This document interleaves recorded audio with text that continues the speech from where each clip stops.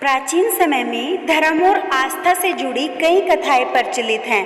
अनंत चतुर्दशी व्रत की कथा भी उन्हीं में से एक है। यह व्रत भाद्रपद मास के शुक्ल पक्ष की चतुर्दशी तिथि को रखा जाता है। इस दिन विष्णु भगवान के अनंत स्वरूप की पूजा की जाती है। मान्यता है कि इस व्रत को करने से जीवन में सुख समृद्धि, धन, संतान सुख और संकटों से मुक्ति मिलती है।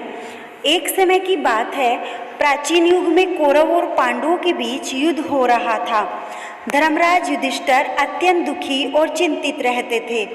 युद्ध, दुख और संकटों से व्याकुल होकर वे एक दिन श्री कृष्ण भगवान के पास पहुँचे और बोले, हे माधव, मेरे जीवन में दुख ही दुख है, हर ओर क्लेश है, कृपा बताइए इन संकटों से मुक्ति कैसे मिले।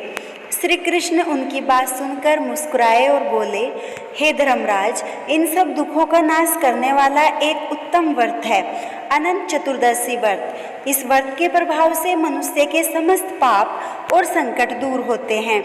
जो इसे श्रद्धापूर्वक करता है उसे धर्म, अर्थ, काम और मोक्ष चारों पुरुषार्थों की प्राप्ति होती है। बहुत समय पहले एक ब्राह्मण था, उसका नाम सुमंत था। उसकी पत्नी का नाम दीक्षा था। उनकी कोई संतान नहीं थी। एक दिन उनकी पत्नी दीक्षा ने संतान प्राप्ति की इच्छा से एक पुत्री को जन्म दिया, जिसका नाम सुशीला रखा गया। सुशीला बड़ी होकर अत्यंत रूपवती और गुणों से संपन्न हुई। जब वह विवाह योग्य हुई तो सुमंत ने उसका विवाह एक ऋषि कुमार से कर दिया। विवाह के बाद सुशीला अपने पति के साथ ससुराल जा रही थी। मार्ग में उन्होंने एक नदी देखी। नदी तट पर स्त्रियां बैठकर अनंत भगवान का व्रत कर रही थी।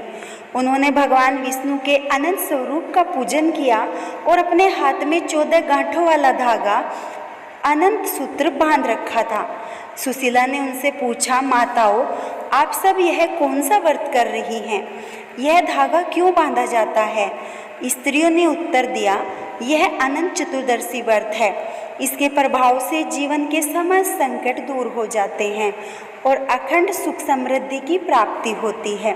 सुशीला ने भी वही अनंत भगवान का पूजन किया और 14 गांठों वाला सूत्र अपनी कलाई में बांध लिया। जब सुशीला अपने पति के साथ घर पहुंची तो उसके पति ने देखा उसकी पत्नी के हाथ में एक डोरी जैसा धागा बंधा हुआ है। उसने पूछा, यह धागा कैसा है?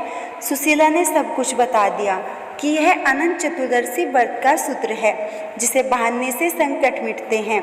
लेकिन उसके पति ने इसे अंधविश्वास कहकर मजाक उड़ाया और गुस्से में उस धागे को खींचकर आग में जला दिया। इस अपमान से अनंत भगवान रुष्ट हो गए। इसके परिणाम स्वरूप उसके पति के जीवन में दुख, दरिद्रता आ गई। जो संपत्ति थी वह नष्ट हो गई। घर में क्लेश और संकट छा गए। तब उसके पति को समझ आया कि यह सब अनंत भगवान का अपमान करने का परिणाम है। वह पछताया और अपनी गलती सुधारने के लिए घर छोड़कर जंगल की ओर चला गया। वह कई दिनों तक भटकता रहा, भूखा प्यासा रहकर वह ईश्वर की खोज में तपस्या करता रहा।